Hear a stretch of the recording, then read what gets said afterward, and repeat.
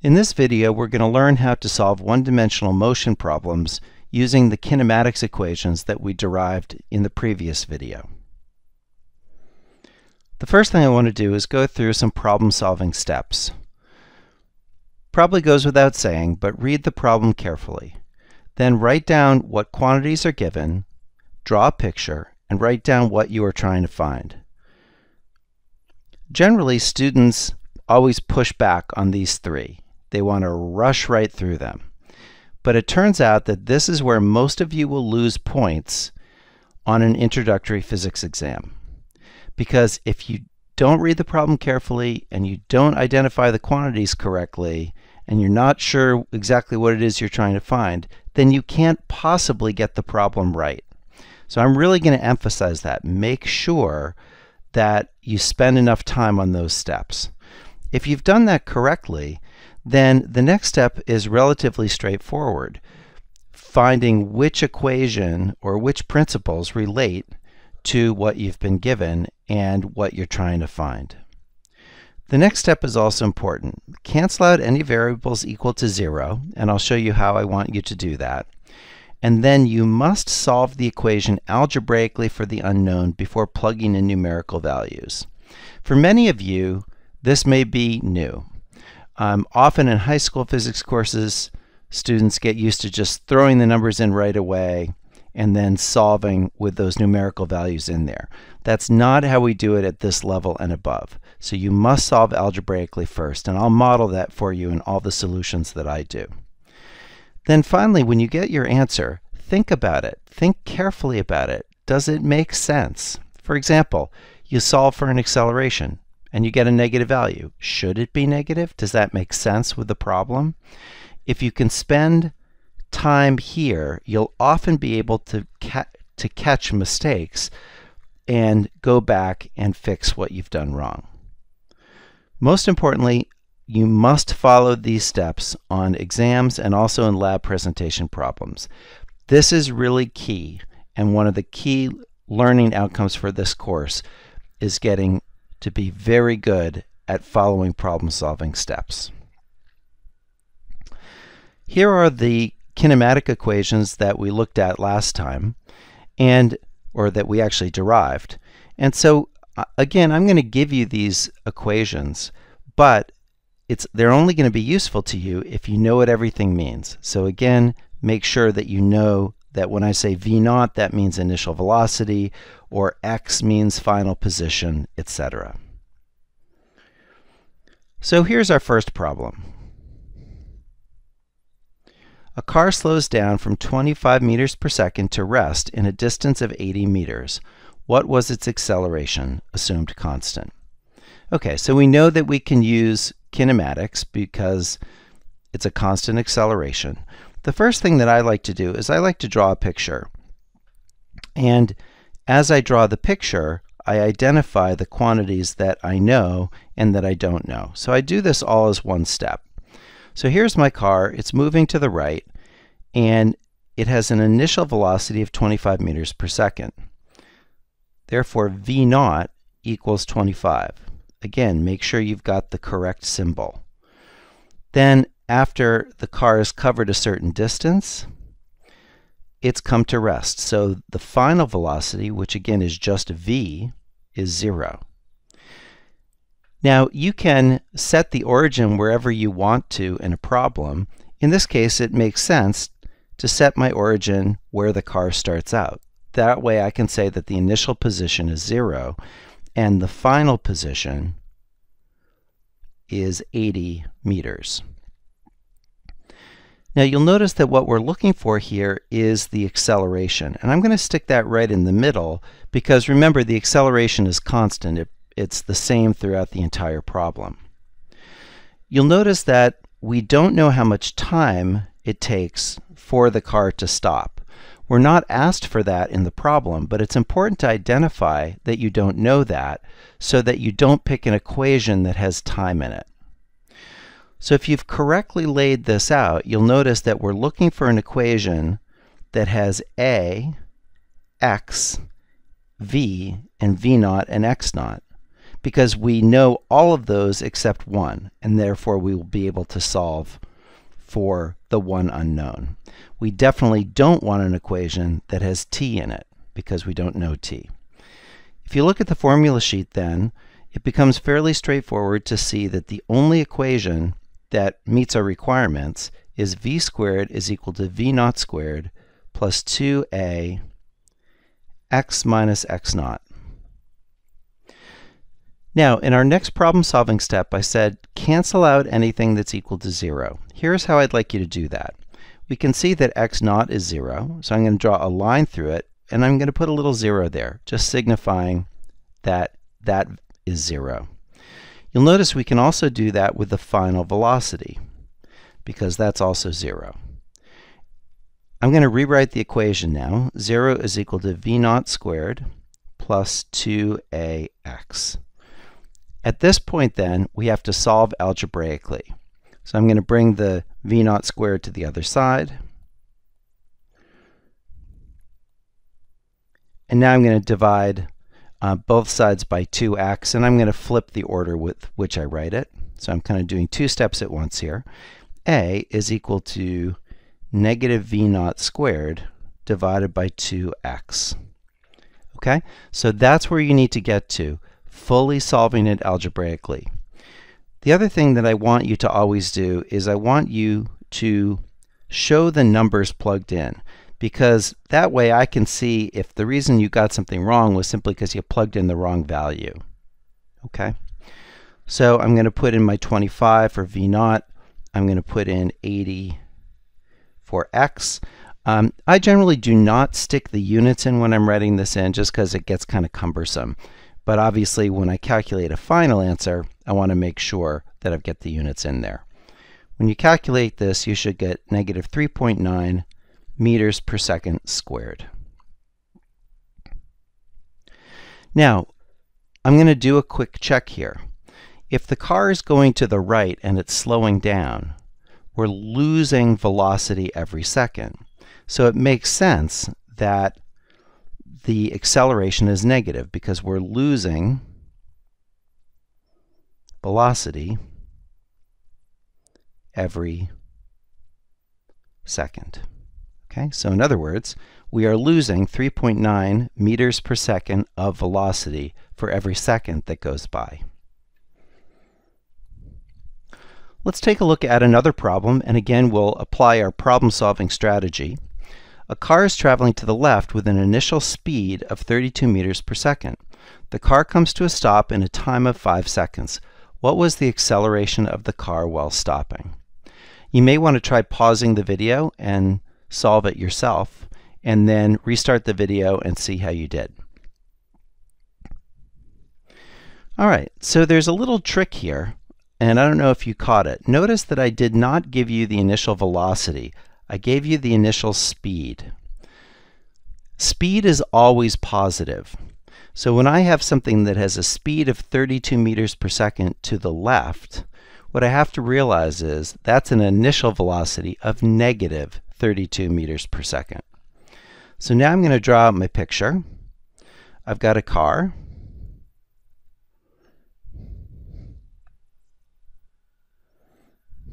But this car, in case you can't tell from my drawing, is going to the left. And it has an initial velocity, therefore, of negative 32 meters per second. I'm going to denote the front of the car as my initial position, and I'm going to set the origin there. The car then is going to come to a stop, so here's where the car ends up. Notice, by the way, that we're not asked to solve for x in this problem, so we don't know what x is.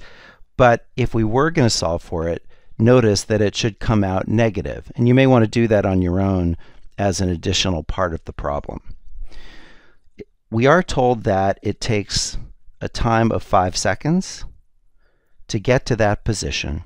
And what we're asked to do is to find the acceleration. So we don't know a. That's what we're trying to find. We also know that the final velocity is 0 because the car comes to rest.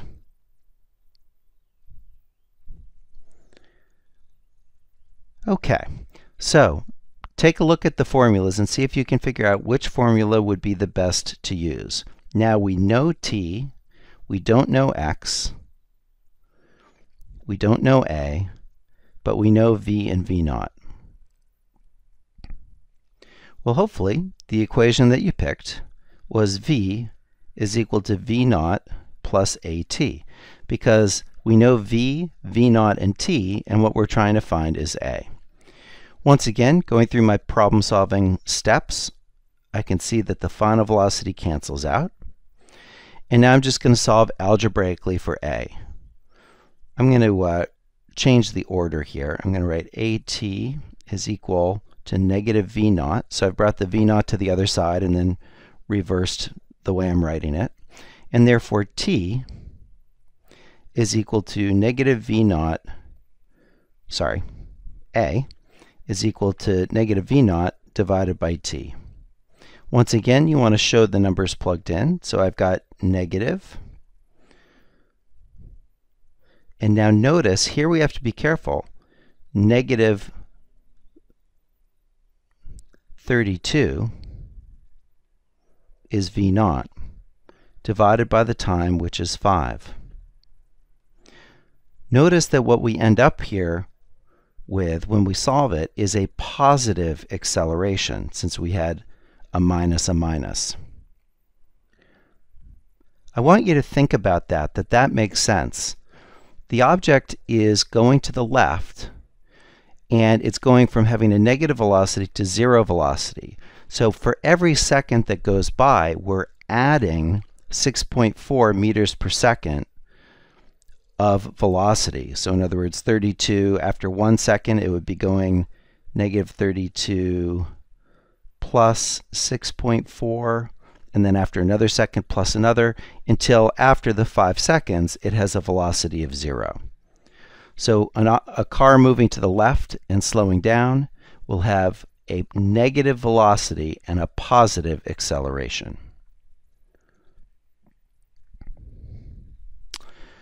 Here's a question. Which will hit the ground first, a big mass or a small mass?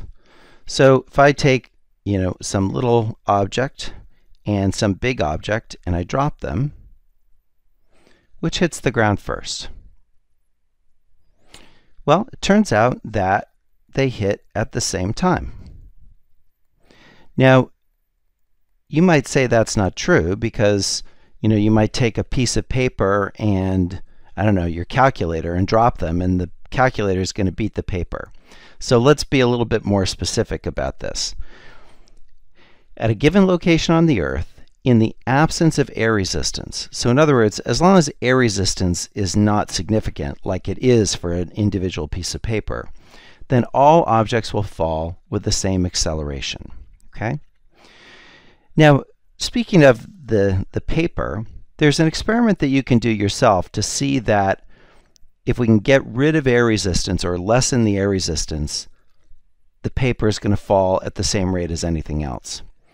So if you have a paper and a textbook and you drop them side by side, the textbook falls down just like any other object, but the paper kind of floats down.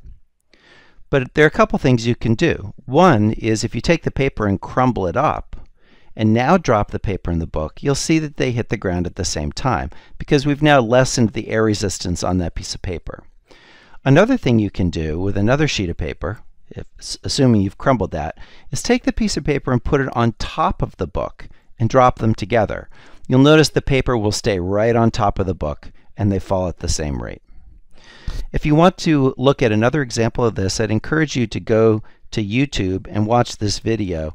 You can either follow that link or just type in feather and hammer and you'll come up with it. But basically it's a video from one of the Apollo missions where an astronaut on the moon drops a feather and a hammer at the same time.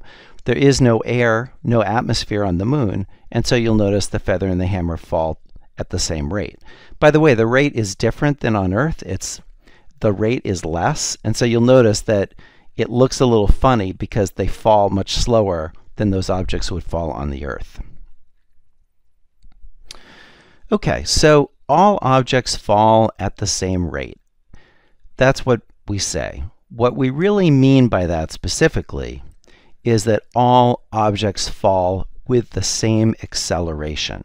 We call it the acceleration due to gravity, and we'll see why that is a little bit later on in the course. Obviously, it's because there's the force of gravity pulling objects down, but we'll talk much more about it later in the course. We use the letter little g to represent the magnitude of the acceleration. The acceleration is directed downward, and so the magnitude is 9.8, but the actual acceleration would then be the negative of that, because we're going to treat down as negative for y, just like we treat to the left as negative for x. Okay, so remember that g is defined as positive 9.8 meters per second squared, but the acceleration is actually negative g, or negative 9.8. So let me show you what the kinematic equations look like when we're dealing with vertical motion under the influence of gravity. You'll notice that where before we had v is equal to v naught plus at, we've already put in the fact that we know what the acceleration is. It's negative g, where g is positive 9.8. So that's why we have negative g here instead of plus at. And you'll notice that that's true for the rest of the equations as well. The only thing that's changed is we're using y's where we used to use x's, and wherever there was an a, it's been replaced by negative g. And that's why when you plug in for g, you use the positive value, because we've already put in the negative signs. They're built into the formula. Okay, so doing problems in the vertical direction, it's just like doing them in the horizontal direction, except the acceleration is always known, and it's always negative 9.8. Let's look at an example. And again, we're going to carefully follow our problem-solving steps. The problem says a stone is dropped from the top of a cliff. It's seen to hit the ground below after 2.75 seconds. How high is the cliff? Okay, so let me draw this out. There's my cliff, and we're going to drop the stone from the top of the cliff. Therefore, the initial velocity is 0, because I'm just letting it go. We know some other things. We're trying to figure out how high the cliff is. So I'm going to put my origin down here. And what that means is when the ball or my stone gets down here, I know that the final height is 0 because it's down here where the origin is. And that little O there, I'm just showing you that's the origin. Notice then that what we're actually trying to find is y naught. That's the initial height, and that's going to be the height of the cliff. We're also told that it takes the stone 2.75 seconds to get to the bottom, so we know that. We know the acceleration is negative g, where g is 9.8 meters per second squared. Do we know the final velocity?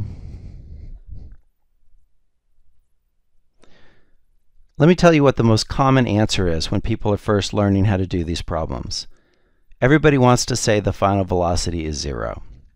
But it's not, because we're not talking about once the stone actually hits the ground and makes contact. We can't look at that problem yet because we don't know how to deal with the physics of collisions.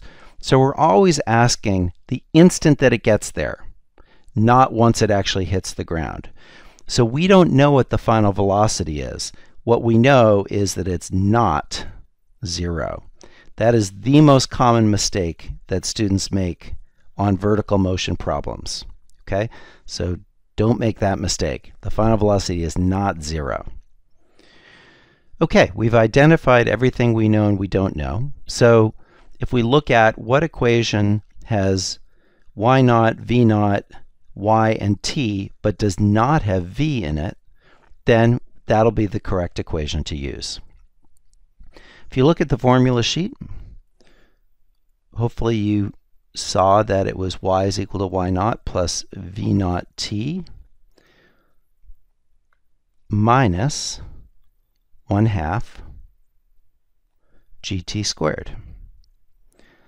So we can see that that formula has everything we want and nothing that we don't want. It doesn't have v in it, and it does have everything else. So now I'm going to do my next step. I'm going to cross out anything that's 0. I know the final height is 0. I also know the initial velocity is 0, so that whole middle term goes away. And what I'm left with is 0 is equal to y0 minus 1/2 gt squared.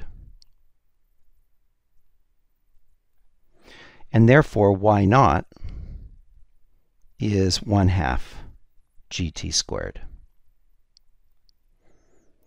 The next thing I want to do is just show the numbers plugged in. So it's 1/2 positive 9.8 times 2.75 squared. And what we end up with is that y0 is equal to 37.1 meters. By the way, sometimes people put 9.81 in for g. I'm just going to, for simplicity, always write it as 9.8, and I'm going to assume it does not affect my significant figures. So just assume that we know it exactly to be 9.8. In reality, depending on where you are on the Earth, the value of g can vary. It decreases if you go up in elevation. So if you're at the top of a mountain, g is going to be slightly less than it is down at sea level. But we're just going to use a value of 9.8 in this course. Notice, by the way, that y0 came out to be positive, and that makes sense because we're above the origin. Again, if you find that like the sign doesn't make sense, it probably means you made an algebra mistake somewhere. Then you can go back and hopefully find it.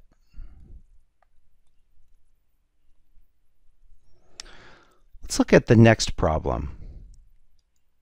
A boy stands on a cliff 100 meters tall. He throws one ball up at 20 meters per second and another ball down at 20 meters per second. Which ball will strike the ground at the bottom of the cliff with a greater velocity? So you might want to just pause the video here and think about it yourself and then see if you can actually solve it. Usually what I find when I teach this in a classroom environment is students are pretty well split between up being faster, down being faster, or it being the same. So think about what you think is the right answer. Okay, so let's figure out how to do this problem. Once again, I'm going to draw my cliff. And once again, I'm going to put the origin right here. And therefore, when the object gets down here, the final height is going to be 0. You'll notice that it does not tell us how much time it's going to take to get there, so that I'm just going to identify that I don't know that. Also, remember, we don't know the final velocity, but in fact, that's what we're trying to figure out, is which ball is going to have a greater velocity at the bottom. Now, if we look at the initial conditions, we have one ball that's being thrown up with an initial velocity of 20 meters per second.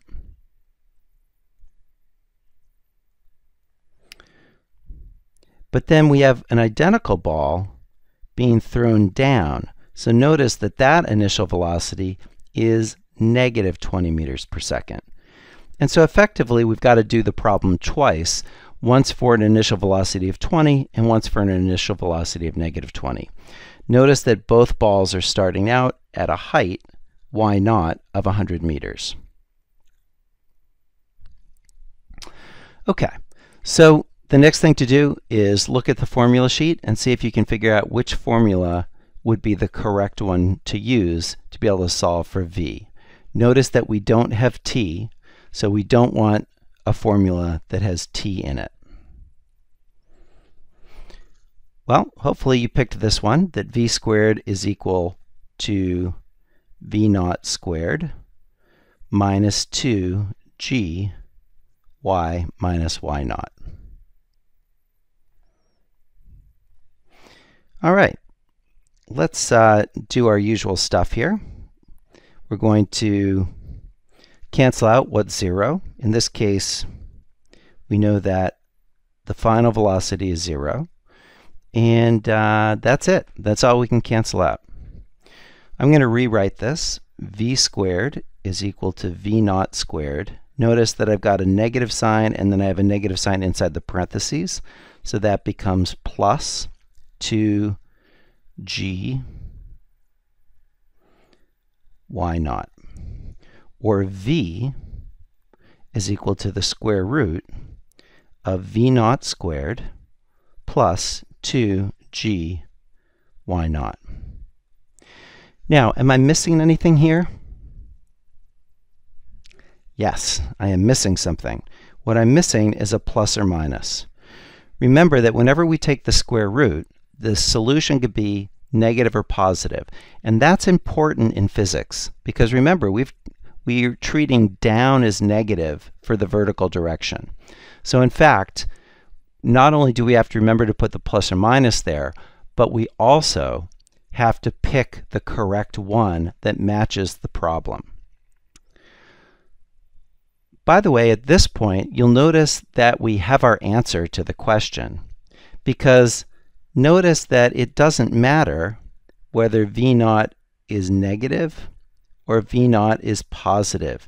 If they're the same, then the answer I'm going to get is going to be the same because V naught gets squared. So whether I put in negative 20 or positive 20, I get the same value. And so if we plug in either one, what we end up with is that the final velocity is plus or minus 49 meters per second. And now because we're not in a math course, we're in a physics course, we got to pick which one is correct. Well, the object is definitely going down, so our final answer is that they're both moving with the velocity of negative 49 meters per second.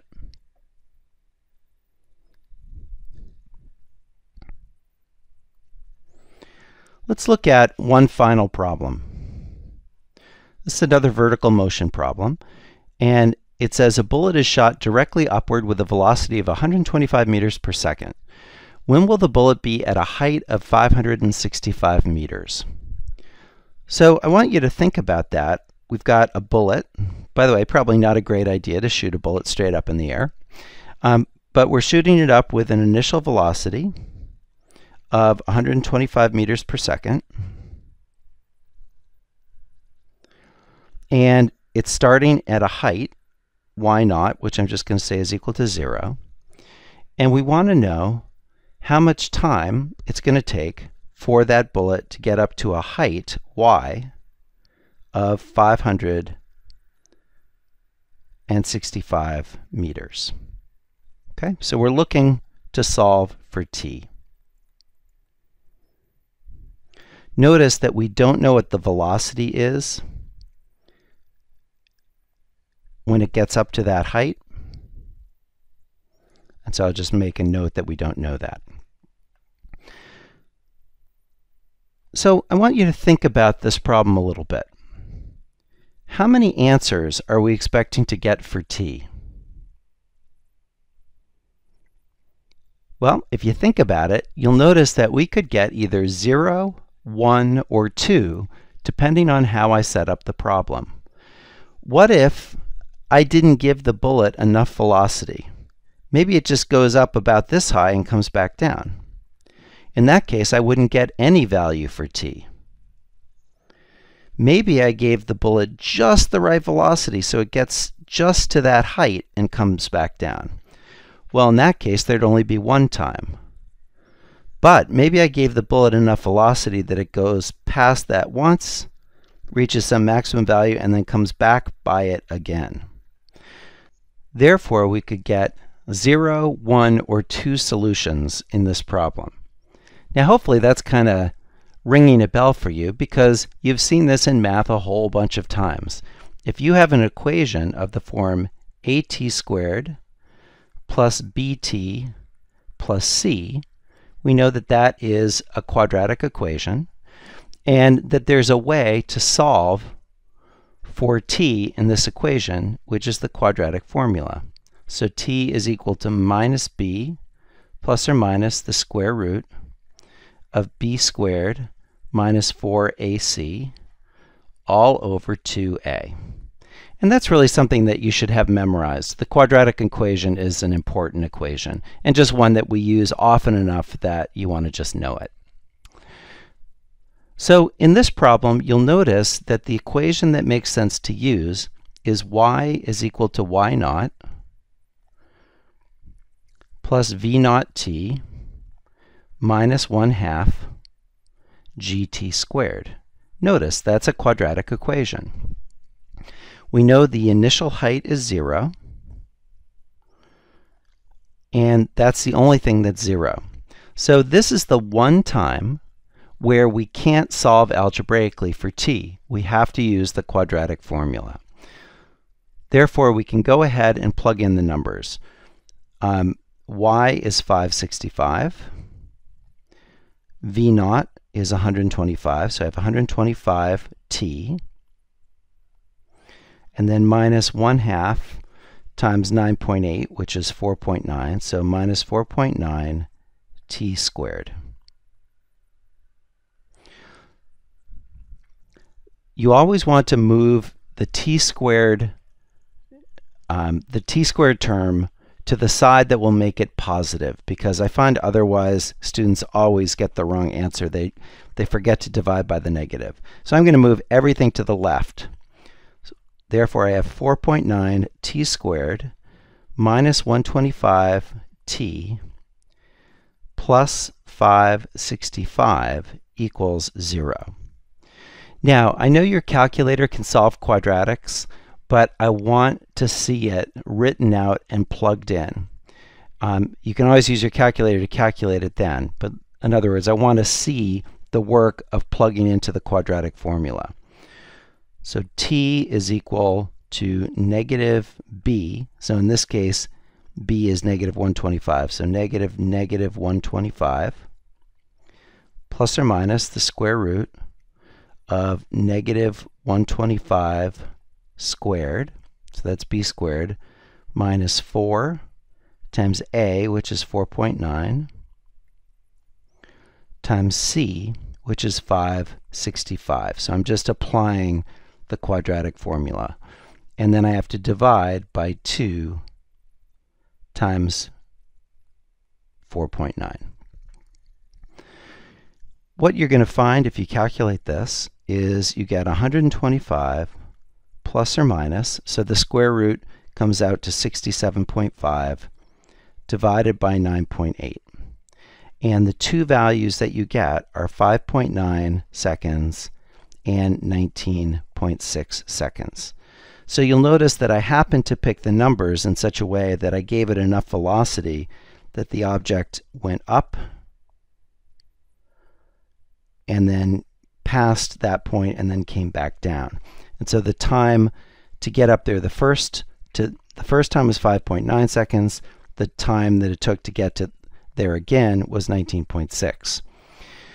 Notice if I had given it too small an initial velocity, the way you would have known that is you would have gotten a negative sign inside the square root, and then you would have concluded that there was no solution. If the value inside the square root was exactly 0, that would have corresponded to the fact that this height was actually the maximum height that the object gets to.